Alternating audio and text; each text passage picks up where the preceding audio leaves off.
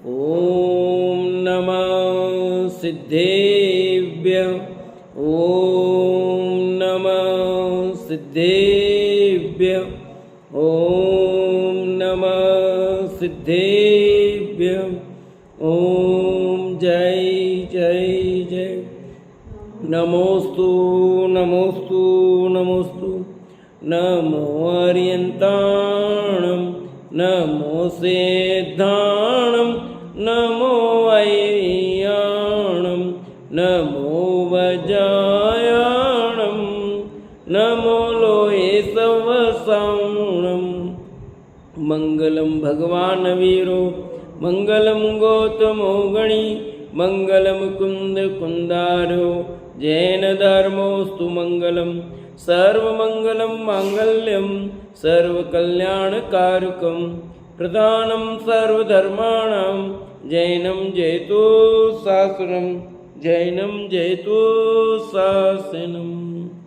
बोले जिनवाणी मात की जय हो। बोले सरस्वती मात की जय हो। सला का पुरुष ग्रंथ पंडित रतनचंद जी भारिल विरचित और अपनी कथा 16वें शांतिनाथ भगवान के पूर्व भव की चल रही है। मेघरथ के भव की कहानी चल रही है। उनके भाई दृढ़रथ दोनों ने दीक्षा लेने का निर्णय कर लिया है। यहाँ पर अपनी कहानी रुकी थी। अब वो दीक्षा लेते हैं नहीं लेते हैं वो अपन पढ़ते हैं। पेज नंबर 223 है ना।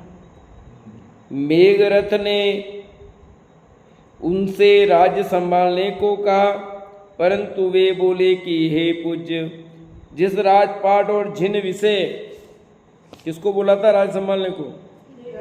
हाँ, जिन विषय भोगों को असार जानकर आप त्याग रहे हैं, मैं भी उनकी असारता को मानता हूँ। आप इनका मोह छोड़ रहे हैं तो मैं उनके मुंह में क्यों पड़ूं? मैं तो आपका भवभवंतर का साथी सहोदर हूँ। मोक्ष होने तक आपके साथ ही रहूँगा। इसलिए मैं भी आपके साथ दीक्षा लेकर परम पिता के चरण में रहूँगा। मेघरथ ने निश्चय कर लिया और दृढ़रथ को राज्य सौंपने के लिए कहा, पर दृढ़रथ ने भी इनकार कर दिया कि जिस सही मार्ग को आप चुन रहे हो और मुझे जिसका त्याग कर रहे हो वो दे रहे हो, मैं उसको अग्रहण क्यों करूं? हैं? आप तो मीठा खाने जा रहे हो, चरखा मेरे को खिलाने जा रहे हो, तो मैं चरखा क्यों खाऊं? मैं भी तो मीठा खाऊं ना। हैं? आप जिसे हे समझते हो, जिसे बुरा समझ रहे हो, उसे त्याग कर रहे हो बुरा जानकर, तो मुझे क्यों? मैं तो आपके भवों का साथी हूं और मोक्ष तक का साथ देने वाला हूं। मोक्ष में भी साथ रहूंगा, इसलिए मैं तो आपके साथ ही दीक्षा लूंगा। ऐसा निश्चय किया। इस प्रकार गणरथ तीर्थंकर के चरणों में उनके पुत्र मेघरथ तथा दृढ़रथ दोनों ने जिन दीक्षा अंगीकार कर ली। दोनों ने दीक्षा ले ली। किसने? मेघरथ ने और दृढ़रथ ने। उनके साथ अन्य 7000 राजाओं ने भी दीक्षा ग्रहण की। ओह, कितने? अब राज्य, कितने राज्य खाली हो गए? 7000 राजा थे। महारानी प्रियमित्रा आदि अनेक श्राविकाएं भी दीक्षा लेकर आरिकाएं बन गई। महारानी प्रियमित्रा आदि अनेक श्राविकाएं भी दीक्षा लेकर के आरिकाएं। माहौल ऐसा बनता ना, अभी है ना 5 तारीख को दीक्षांत समारोह है ना। तो भाव किसके बन जाए दीक्षा लेने के? इतने राजा एक साथ दीक्षा ले लेते हैं। दीक्षा लेकर मेघरथ और दृढ़रथ दोनों मुनिवरों ने आत्म ध्यान द्वारा शुद्ध रत्नत्रय धारण किए, उत्तम तप किया, 12 अंक का ज्ञान प्रकट करके श्रुत केवली हुए। देख लो भैया, 12 अंग का प्रकट कर लिया, श्रुत केवली हो गए। वे सदैव उत्तम 12 वैराग्य भावनाओं में तत्पर रहते थे। गंधर्व तीर्थंकर के सानिध्य में मेघरथ मुनिराज ने छायिक सम्यक तो प्रकट किया। तीर्थंकर का क्या नाम है? गणरथ। गणरथ तीर्थंकर का नाम है गणरथ। उनके दो बेटे थे, दृढ़रथ और मेघरथ। तो पिता के सानिध्य है तो तीर्थंकर हो गए, पर अब उस अपेक्षा से कह रहे हैं कि उनके ही पास ही दीक्षा ली। पिता कौन? गणरथ, उनके पास ही दीक्षा ली है। और यहीं पर छायिक सम्यक तो प्रकट कर रहे हैं। दर्शन विशुद्धि आदि 16 उत्तम भावनाओं द्वारा सर्वोत्कृष्ट तीर्थंकर प्रगति बांधना प्रारंभ किया। मानो एक तीर्थंकर पिता के पास से उन्हीं के पुत्र ने तीर्थंकरत्व का उत्तराधिकार प्राप्त किया। लो, पिताजी अभी तीर्थंकर हैं, बेटा भविष्य में तीर्थंकर बनेगा, उस तीर्थंकर प्रगति का बंद कर लिया। अगले भव में तो नहीं बनेगा, पर अगला उसके अगले भव में बनेगा। तो तीर्थंकर प्रगति का बंद कर लिया। अब आप सोचो, ये चक्रवर्ती रह गए, चक्रवर्ती भी डबल हो रही है, और पिताजी तीर्थंकर का प्रसंग आ रहा है इनके, मतलब शांतिनाथ के साथ कितने प्रसंग आ रहे हैं अलग अलग।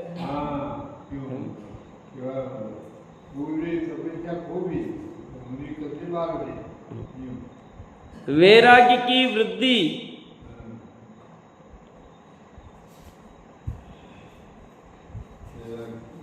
तथा कर्मों की हानि के हेतु वे सदा अध्रुव, असरण, संसार, एकत्व, अन्यत्व, असुचि, आश्रव, संवर, निद्रा, लोभ, बोधिदुर्लभ एवं धर्म, इन 12 अनुप्रेक्षाओं का चिंतन करते थे।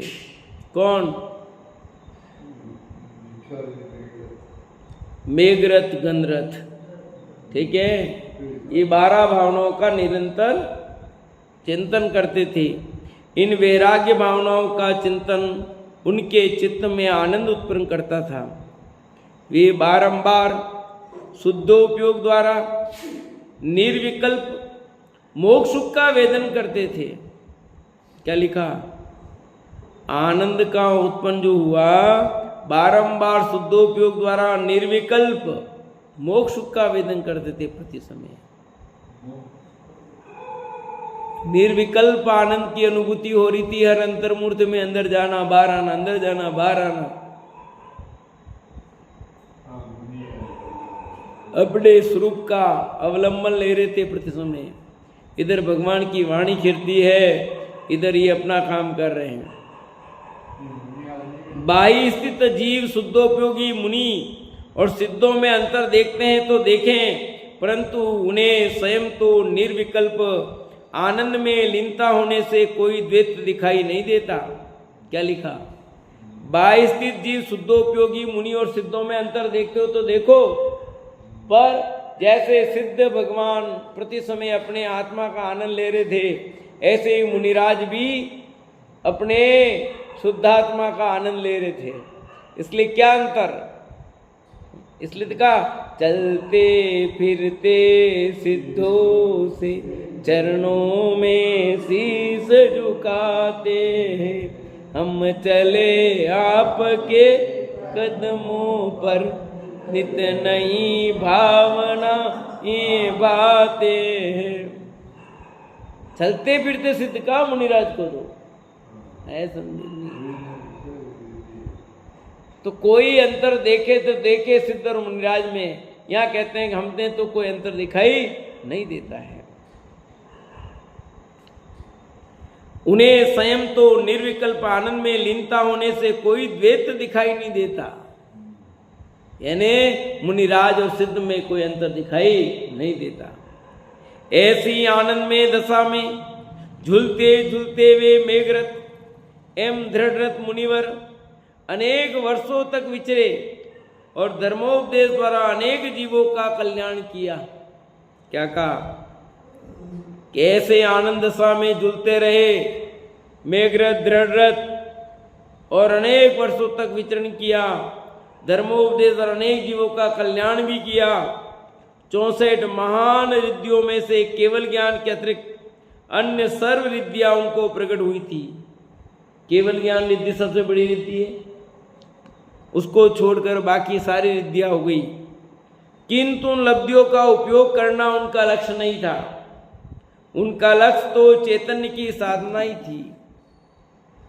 सारी रिद्धियां 63 रिद्धियां प्राप्त हो गई, परंतु उन रिद्धियों का उपयोग नहीं करते, क्योंकि उन्हें तो रिद्धियों का प्रयोग करना इष्ट नहीं था। उन्हें तो चैतन्य रस में गटागटी करना इष्ट था। वे तो अपने स्वरूप के आनंद में लीन रहना पसंद करते, उसी में लीन रहते थे।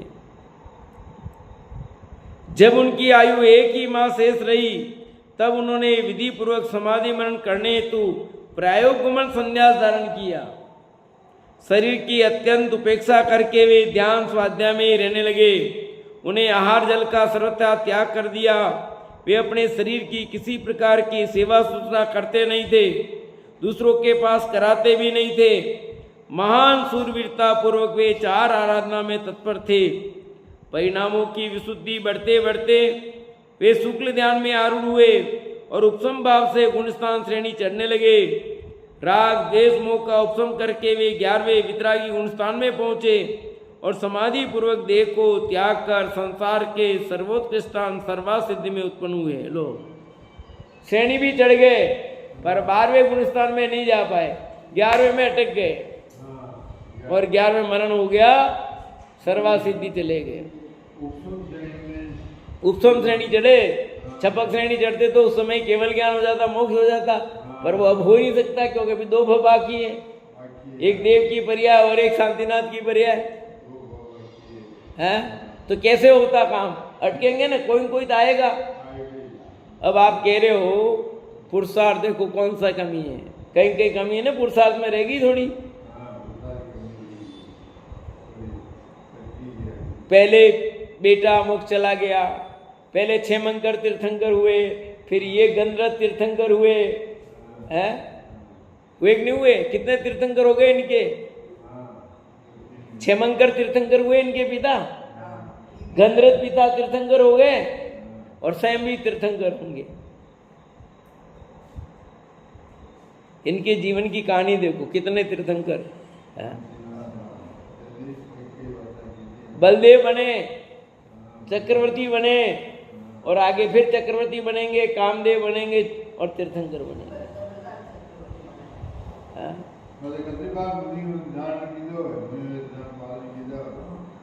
मुनिव्रत धार कितनी बार धारण किया, परंतु अभी थोड़ी सी कमी रह जा रही है, तो केवल ज्ञान नहीं हो रहा है।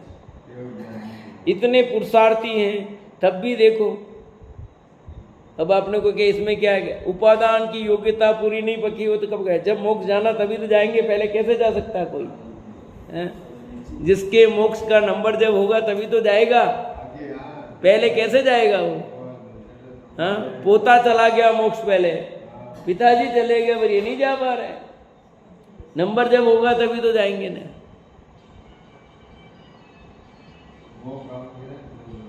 देखो, इससे पता लगता है कि आपके चाहने से कुछ नहीं होता है। जब होना है, जैसा होना है, जिस तरह होना है वैसा ही होगा। हमारे चाहने से हो जाए तो हम क्या कर लेंगे बोलो? दुनिया को पूरी पलट के रख देंगे अपन तो फिर। पर अपने चाहने से कहीं कुछ भी नहीं होता। दुनिया का एक पत्ता भी इधर से इधर आप नहीं कर सकते। भले आपको लगता है हमने ये कर दिया, ये कर दिया, पर कुछ भी नहीं कर सकते आप। ये तो कहने में आता है कि भाई ये कर दिया, ये कर दिया, सचमुच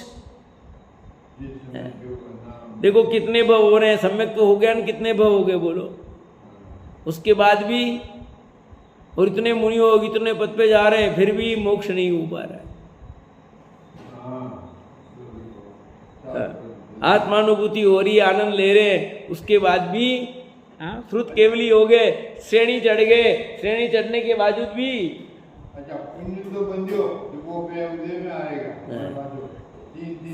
आप सोचो क्या हो रहा है। ये सर्वासिद्धि पहुंच गए, सर्वोत्कृष्ट स्थान सर्वासिद्धि में पहुंच गए। संसार का सर्वोत्कृष्ट स्थान किसका? संसार का। भगवान शांतिनाथ और उनके भ्राता दोनों जब सर्वार सिद्धि में विराजते थे, तब भगवान कुंतुनाथ का आत्मा भी वहीं सर्वार सिद्धि में उत्पन्न हुआ था। लो, 17वें कुंतुनाथ का जीव भी एक दूसरे से अद्भुत अचिंत चैतन्य चर्चा करते थे, क्योंकि पता तो लग गया ना, क्योंकि सब अवधि ज्ञानी है, सब कौन क्या बनो, सब मोक्षगामी जीव है, सर्वार सिद्धि में सब एक भव अवतारी जीव है। वहां तो चर्चा क्या होगी।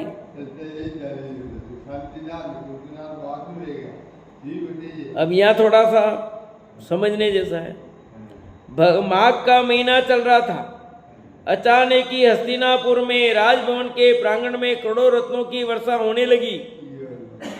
6 मास पश्चात भाद्रपद कृष्णा सप्तमी को महारानी अचिरा देवी ने अति मंगल सूचक सिंह, हाथी, माला, रत्न राशि आदि 16 स्वप्न देखे। कौन सी माता का है, क्या नाम है या? अचिरा देवी, ठीक है। भाद्र कृष्ण सप्तमी को महारानी अचिरा देवी ने अति मंगल सूचक चिन्ह देखे। क्या क्या देखे? 16 सपना, हाथी, माला, सब। जिस समय अचिरा माता ने सपन देखे, उसी समय सर्वासिद्धि स्वर्ग से वह अमिंद्र शांतिनाथ के रूप में उनके उदर में अवतरित हुआ। महारानी ने अल्प निद्रा में देखा कि एक महासुंदर हाथी उनके मुख में प्रविष्ट हो रहा है, ठीक है। और कब आए? भाद्रपद कृष्णा सप्तमी, भाद्रपद सुदी नहीं, बदी सातम का एक गर्भ में आए। महारानी का नाम अचिरा देवी। महारानी जाग उठी।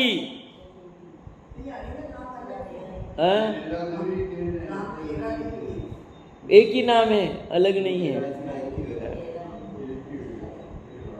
अति हर्षपूर्वक पंचप्रमेशी का चिंतन किया। पश्चात राजसभा में पहुंची और महाराजा से मंगल सपनों की बात कही। किसने? माता अचिरा देवी ने। अवधि ज्ञानी अश्वसेन महाराजा ने जान लिया कि अपने यहाँ त्रिलोकीनाथ तीर्थंकर का आगमन हुआ है। किसने जाना? पिता का नाम क्या है? हाँ, अश्वसेन को विश्वसेन को एक ही बात है। महाराजा ने जान लिया अपने यहाँ त्रिलोकीनाथ तीर्थंकर आगमन हुआ है। उन्होंने कहा, हे देवी, 16वें तीर्थंकर का जीव तुम्हारे गर्भ में अवतरित हो चुका है। वो कि 15 हो चुके थे तो 16वें ही थे ये। इतना ही नहीं, वह महान आत्मा पहले चक्रवर्ती होकर इस सारे भरत क्षेत्र पर राज्य करेगा, पश्चात तीर्थंकर होकर समस्त विश्व में धर्म का साम्राज्य चलेगा। उसका रूप अद्भुत सुंदर होगा। वह कामदेव, चक्रवर्ती एवं तीर्थंकर, ऐसे 3 सर्वोत्तम पदवियों का धारी होगा। अपने अवधि ज्ञान से उन्होंने ये सब बातें जान ली और अपनी पत्नी को बता दिया। हाँ? आपने भी बताए होंगे ना, सपने आए होंगे तो पूछा होगा तो फल है कि नहीं बताया कभी?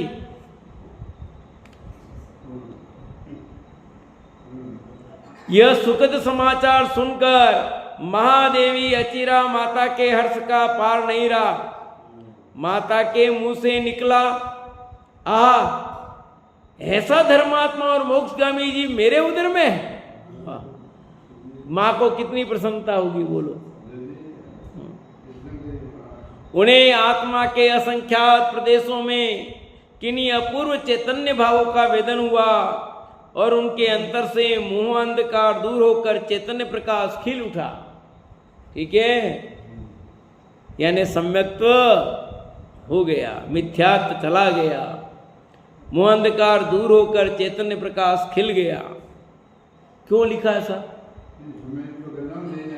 सम्यक दर्शन पहले कैसे? तो स्त्री पर्याय नहीं होती। माता पहले सम्यक दृष्टि होती तो स्त्री पर्याय कैसे होती? अब हुई सम्यक दृष्टि। आया समझे कि नहीं? निधि पढ़ के ऐसा कैसे हो गया? अरे भैया स्त्री पर्याधारण की इससे ही सिद्ध होता है, पहले समय तो नहीं था।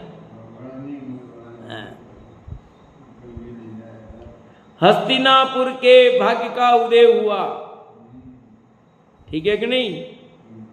उन्होंने महाराजा सेन शांतिनाथ के प्रभु के गर्भावतार कल्याणक का उत्सव करने हेतु स्वर्ग से इंद्र आ पहुंचे। उन्होंने महाराजा अश्वसेन माँ देवी अचिरा माता का तीर्थंकर के माता पिता के रूप में सम्मान किया, दिव्य वस्त्राभूषण भेंट किए और स्तुति की। किन्होंने? देवों ने। हस्तिनापुरी के भाग्य का उदय हुआ, उसे अयोध्या तीर्थ जैसा गौरव प्राप्त हुआ। किसको? हस्तिनापुरी को। क्यों? क्योंकि तीर्थंकर जीवों का जन्म तो अयोध्या में होता है, पर ये हस्तिनापुर में हो गया, इसलिए हस्तिनापुरी को अयोध्या जैसा गौरव प्राप्त हुआ। लिखा, वहां प्रतिदिन रत्नों की वर्षा होती थी, शांति एवं समृद्धि बढ़ती जा रही थी। कमलवासी श्री री धृति कृति लक्ष्मी सरस्वती आदि देव कुमारियां भी इंद्र की आज्ञा से अचिरा माता की सेवा करने आ गई थी। देखो किसकी आज्ञा से लिखा? इंद्र की आज्ञा लेकर के आती है वो देवियां और फिर माता की सेवा करती है। वे देवियां आनंद विनोद पूर्वक चर्चा करके माता को आनंदित करती थी और उदरस्त प्रभु की महिमा प्रकट करती थी। क्या लिखा? माँ के सेवा भी करती थी और अंदर में विराजमान उनकी भी सेवा हो रही थी। देखो ये कैसे करते होंगे, आपको लगता होगा ना, पर हो रही है ना, उनके पास ऐसी शक्ति होती है जिसके कारण वो सब कर लेती है। भैया आज अंदर में कितने समय का बच्चा है, सोनोग्राफी से पता नहीं लगा लेते हैं कितने टाइम का हुआ, कैसे है, क्या हो रहा है उसको अंदर में, सब पता लग रहा है कि नहीं मिल रहा है? तो जब मशीन ये पुद्गल कर सकते थे, चेतन है ये, इतने ज्ञान के धारी हैं, तो ये सब क्यों नहीं कर सकते? क्योंकि जिसने बनाई सोनोग्राफी वो भी तो कोई ज्ञान वाला हो, उसने तो बनाई है। पुद्गल तो अपने आप परिणामित तो नहीं हुए है ना, उन पुद्गलों का जो भी निमित्त बना है वो तो कोई ज्ञान वाला ही तो बना। तो ऐसे ही ज्ञानवान जीव क्यों नहीं उसके अंदर में बैठे हुए बच्चे को सब सेवा कर सकते हैं? ये उनकी विशेषता है, वो कर लेते हैं।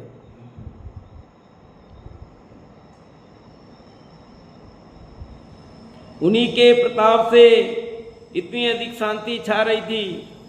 धृति एक बार श्री देवी ने पूछा, हे सखी, इन माताजी के आसपास सर्वत्र इतनी अधिक शांति क्यों है? किसने पूछा? श्री देवी। वो नहीं श्री देवी, हाँ, यह देवी का नाम एक। तब लज्जावती री देवी ने कहा, तब लज्जावती री देवी ने कहा, हे देवी, भगवान शांतिनाथ स्वयं माता जी के उदर में विराज रहे हैं, उन्हीं के प्रताप से इतनी अधिक शांति छा रही है। धृति देवी ने पूछा, हे सखी, महाराजा अश्वसेन एवं अचिरा माता की कीर्ति कैसे फैल गई?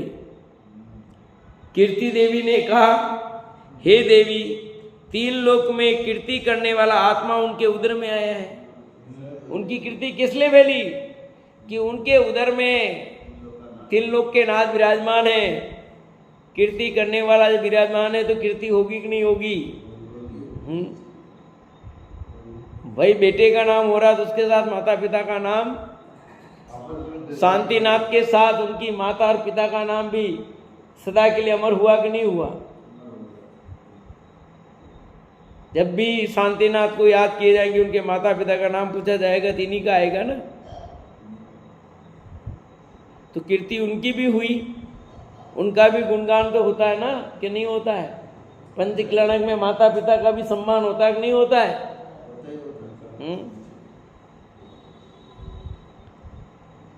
लक्ष्मी देवी ने पूछा, हे देवी सरस्वती, आजकल अचीरा माता के अंतर से सरस्वती उमड़ रही है और संपूर्ण राज्य में लक्ष्मी की खूब वृद्धि हो रही है, उसका क्या कारण है? क्या प्रश्न पूछा, समझ में आया कुछ?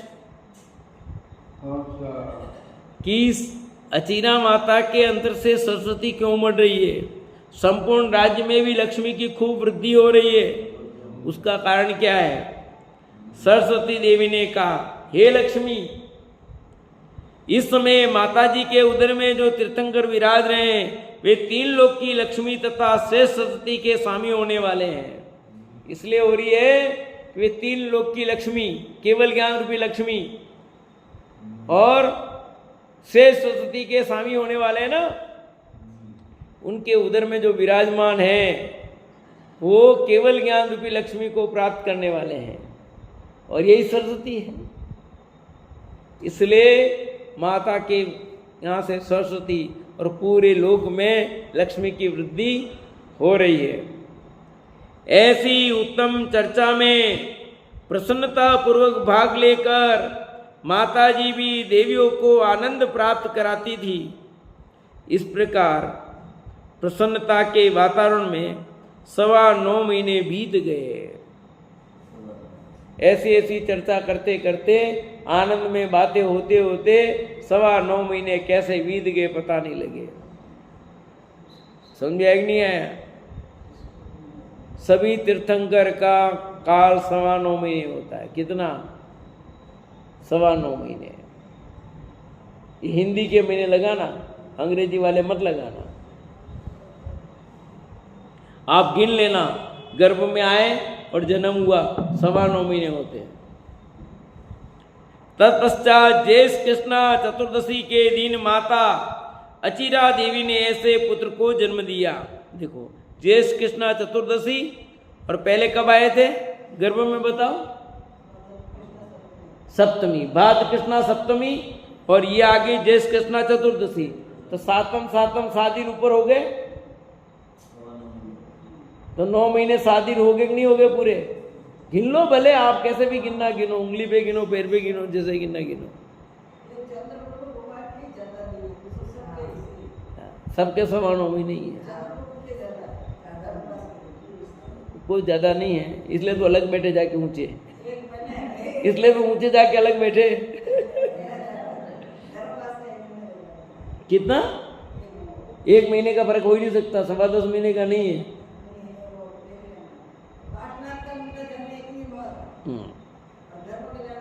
अरे 10.25 महीने नहीं होते रे कहीं, वो कहीं कहीं, बाकी सब 9.25 महीने ही है।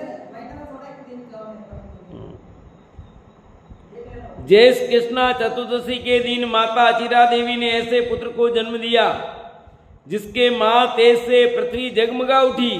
क्या हुई? पृथ्वी जगमगा उठी। मात्र मनुष्य लोक का ही नहीं, स्वर्ग का तथा नरक का वातावरण भी 2 क्षण के लिए शांति में हो उठा। क्या लिखा? मनुष्य लोक का ही नहीं, स्वर्ग में, नरक में, सब जगह वातावरण कैसा हो गया? आनंद में हो गया, शांति में वातावरण हो गया। चारों गतियों में शांति शांति हो गई। हाँ, तीनों लोकों में शांति का वातावरण हो गया। ये है महापुरुषों के सूचना, तीर्थंकरों की सूचना। कितना गजब का पुण्य है, जिनका अतिशय समझो, कैसा गजब का अतिशयों को, ये तीर्थंकरों का अतिशय गजब का, कि नरक में भी शांति हो जाए। तीर्थंकर के जन्म के अलावा कभी भी नरक में शांति नहीं होती, बाकी कोई और होता तब नहीं होती।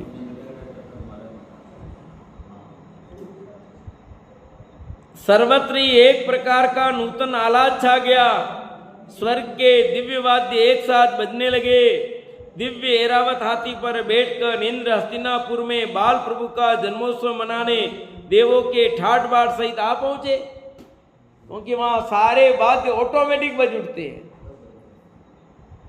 ये ऐसी ऑटोमेटिक व्यवस्था है। बादल आपके बजते गरजते तो ऑटोमेटिक बज नहीं होता है क्या? बोलो, बरसात होने वाली है, चिड़िया ऑटोमेटिक पीली हो जाती कि नहीं हो जाती है? कई चीजें ऑटोमेटिक हो रही कि नहीं हो रही है? आकाश में बादल छाते हैं तो इधर छाया हो जाती है, गर्मी गायब हो जाती है, सब होता कि नहीं होता है? ऑटोमेटिक कैसे हो जाता? सब होता भैया। प्रकृति प्राकृतिक व्यवस्थाएं गजब की है। मैं विचार करता हूं, देखो कैसे गजब की प्राकृतिक व्यवस्था है। कब जीव उत्पन्न होता है, कब मर जाता है, एक पर्याय को छोड़कर दूसरी पर्याय में कैसे चला जाता है, कौन पूछता है? इतने जीव चल के आते हैं, कितने देख लो गरवले, कितने जो, कितनी चिटिया कैसे मर जाते हैं, उनका कौन करियावर करता है, कौन तिया करता है, कौन पाचा करता है उनका, है कौन पूछता है जीव को? और एक मनुष्य कोई मर जाए तो उसकी कितनी वो हो रही है? तो मनुष्य पर्याय की कीमत समझ में आना चाहिए कि मनुष्य की कीमत क्या है। ये मनुष्य पर्याय में प्रभाव देखो, मनुष्य पर्याय का प्रभाव, तीन लोग के नाथ बनने वाले हैं, उनका कैसा प्रभाव हो रहा है। मनुष्य में भी पैदा होती, एक को कोई नहीं पूछता है और एक को बहुत पूछते हैं। एक के जन्म होने पर दुनिया में शांति शांति हो जाती है और एक जन्मता है दुनिया में कोलाहल हो जाता है। ये है प्रभाव। आप स्वतः ये सब ऑटोमेटिक है भैया, कोई कुछ करता नहीं है, कोई कुछ करता नहीं है। इसलिए मैं कहता हूं कि ईश्वर कुछ करता है ऐसा मत लो, भगवान कुछ कर देगा ऐसा नहीं। भगवान कुछ करता है ऐसा मानोगे तो आप कुछ भी कर दोगे, गड़बड़ करोगे, भगवान को फेंक दोगे तुम उठा करके, फिर कुछ नहीं हुआ तो फिर तुम क्या करोगे बोलो। इसलिए जैन दर्शन इतना प्रामाणिक है, सच्चा है, उसके एक एक नियम, एक एक बात प्रामाणिक है। गड़बड़ घोटाला यहाँ नहीं है, यहाँ अंधभक्ति की बात ही नहीं है कहीं। पर लोगों ने इतनी अंधभक्ति, अंध चीजें डाल दी है, जिसके कारण क्या क्या होता है। यहाँ भगवान वितरागी है, वितरागी भगवान कभी कुछ नहीं करते। जो भी होगा वो तुम्हारे पुण्य पाप के उदय से होगा। भगवान की भक्ति करने में कमी नहीं रखना, पर वे कुछ करेंगे इस भरोसे भक्ति करना मत। किसी के उनके भरोसे भक्ति करोगे तुम्हारा हाल पूरे हो जाएंगे। तीन लोक के नाथ, सर्वज्ञ परमात्मा, उनकी वाणी वितरागता की बोल सके भैया। वितरागता की बात यहां चलेगी। ऐसे वितरागी का जन्म, बनने वाले वितरागी, उनका जन्म हुआ है तीर्थंकर।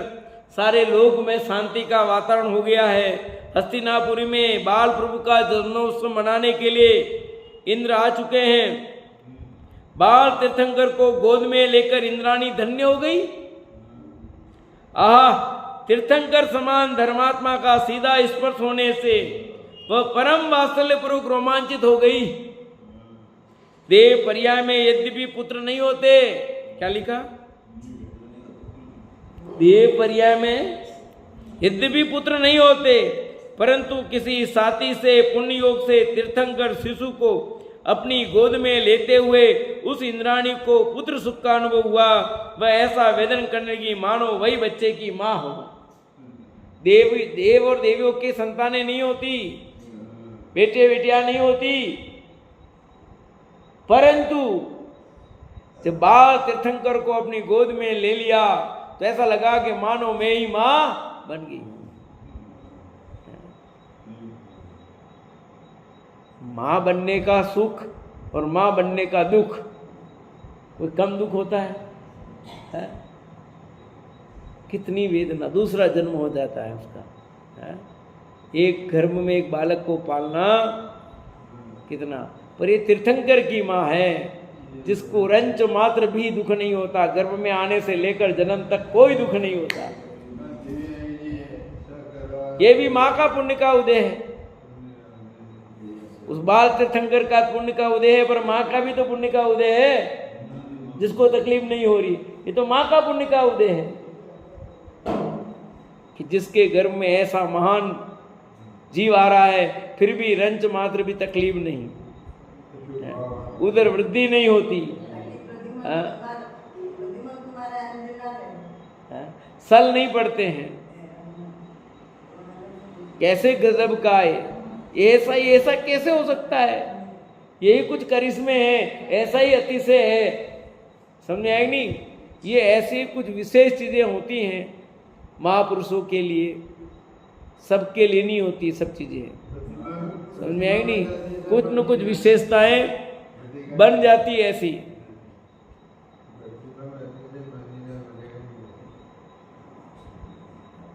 बाल तीर्थंकर भी अनेक जीवों को सम्यक्त्व में कारण होते हैं। कौन? बाल तीर्थंकर। अभी तीर्थंकर बनेंगे तब बनेंगे, अभी तो बालक है, उस समय भी सम्यक्त्व में निमित्त, तभी तो जन्म कल्याणक है वो। अरे गर्भ कल्याणक भी सम्यक्त्व में निमित्त होता है, इसलिए गर्भ कल्याणक है। मोक्षगामी बालक को गोद में लेने से वह इंद्राणी भी मोक्षगामी बन गई, सिर लग गई पक्की मोक्ष जाने की। आनंद के रोमांच पूर्वक इंद्राणी ने उस बाल तीर्थंकर को इंद्र के हाथ में दे दिया। इंद्र बालक को देखकर तृप्त नहीं हुआ तो उसने एक साथ 1000 नेत्र बनाकर प्रभु का रूप निहारा। प्रभु को देखते हैं, उस बाल तीर्थंकर को देखते हैं, पर मन भरता नहीं इंद्र का। तो 2 नेत्रों से नहीं, 5, 10, 20, 100, 200 नहीं, 1000 नेत्र बनाता। 1000 नेत्र कैसे बनाता होगा? उसके पास विक्रिया है, रिद्धि है, उसके बल से बना देता है। 1000 नेत्र बना करके देखता है, फिर भी मन तृप्त नहीं होता। बोलो तो सोचो वो बाल तीर्थंकर कितना अद्भुत होगा। इससे ये लगाना है कि वो कैसा अद्भुत होगा उसका रूप। जब इंद्र ही संतुष्ट नहीं हो पा रहा है तो आम पब्लिक तो टकटकी लगाकर कैसे देख रही होगी वो उस समय, मन हटता ही नहीं होगा। कहीं जाने का कैसे मन करेगा? भूख प्यास सब गायब। अपने को क्या लगता है, अभी होगा अभिषेक तो इतना टाइम लगेगा, चलो पहले नाश्ता करने चलो, फटाफट फटाफट नाश्ता में जाओ, नाश्ता हो गया फिर चलो देखो, फिर फटाफट खाना खाओ, फिर जुलूस में जाते हैं, फिर जुलूस में जाएंगे, फिर अभिषेक देखेंगे। और वहाँ ये होता है कि मन हटता ही नहीं है, देखने का मन करता है, भूख गायब, सब गायब। तो जिन्हें भूख सताती हो, जिन्हें सब सताते हो, उसमें क्या वे 3 लोग के आनंद मनाएंगे? वे जी मनाते हैं जिनको ये सब रूप, ऐसा अद्भुत रूप, उसको वहां ले जाते हैं। मनुष्य तो जाता ही नहीं वहां पर।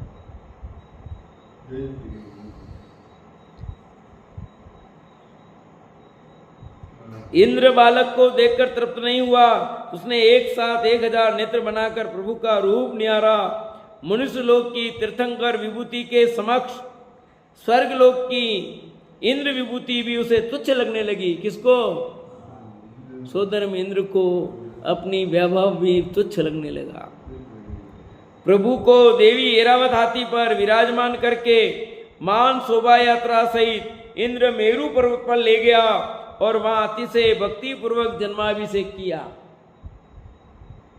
उन शिशु भगवान का स्वरूप यद्यपि स्वयं शोभित था, शोभा के लिए किसी बाह्य अलंकार की आवश्यकता उनको नहीं थी। तथापि स्वर्गलोक स्थित मान स्तंभ के दिव्य पिटारों से उत्पन्न हुए सर्वोत्कृष्ट अलंकार में तीर्थंकर के अतिरिक्त किसे पहनाऊं? कहां पे पैदा होते हैं ये? मान स्तंभ के दिव्य पिटारों से उत्पन्न हुए सर्वोत्त अलंकार स्पेशल पैदा होते तीर्थंकरों के लिए, वहां से आते हैं वस्त्र। किसे पहना? उन दिव्य अलंकारों को धारण कर सके ऐसा तो विश्व में दूसरा कोई नहीं है। ऐसा सोचकर इंद्राणी ने स्वर्ग के दिव्य वस्त्राभूषण बाल तीर्थंकर को पहनाए और साथ ही प्रभु के मस्तक पर रत्नों का मंगल तिलक लगाया। कौन सा तिलक? रत्नों का, तुम्हारे कंकु का नहीं, ये केसर का नहीं, रत्नों का मंगल तिलक लगाया। आश्चर्य प्रभु पूर्वक प्रभु को निहारने लगी। आप ही देखो अपने उस स्वामी का क्या सुंदर रूप दिखाई दे रहा था। इसलिए स्पेशल वस्त्र बनाए जाते हैं, पूरे नए बनाए जाते हैं, हार मुकुट कैसे बनाए जाते हैं स्पेशल, स्पेशल रत्नों का भी एकदम नया रत्न का मैं भगवान के लिए। ये कहाँ ऑटोमेटिक उत्पन्न होता है, स्वतः ही व्यवस्था होती है उसके लिए, कोई कुछ करना नहीं पड़ता है, खरीदने की जरूरत ही नहीं है कुछ। ऐसा ही पुण्य का नियोग, सारी व्यवस्था स्वतः बनती चली जाती है, कुछ करना नहीं पड़ता है। उन प्रभु के दर्शन से सर्व जीवों को शांति हो रही थी। इससे इंद्र ने उन 16वें तीर्थंकर का नाम शांतिनाथ रखा। क्या नाम रखा? शांतिनाथ रखा। अब आपका नाम शांति क्यों रखा मुझे नहीं पता, शांति हुई नहीं हुई। उनके चरण में मृग का चिन्ह था। किसका? मृग मने हिरण। जन्माभिषेक के पश्चात 1008 मंगल नामों से इंद्र ने प्रभु की स्तुति की। कितने नामों से? 1008 नामों से अद्भुत तांडव नृत्य किया। शोभा यात्रा के साथ हस्तिनापुर लौटे। ठीक है, हस्तिनापुर के राजमहल में आकर इंद्र ने सम्मान पूर्वक भगवान के माता पिता को उनका पुत्र सौंपा। इसका मतलब क्या हुआ कि मम्मी पापा वहां नहीं गए, मम्मी पापा नहीं और मनुष्य भी नहीं जा सकते वहां। उनके समक्ष पुनः बाल तीर्थंकर की भक्ति की। इंद्र इंद्राणी के साथ थिरक थिरक कर नाच उठा। ठीक है, इंद्र इंद्राणी के साथ थिरक थिरक कर नाच उठा। फिर क्या हुआ वो आप कल सुनेंगे।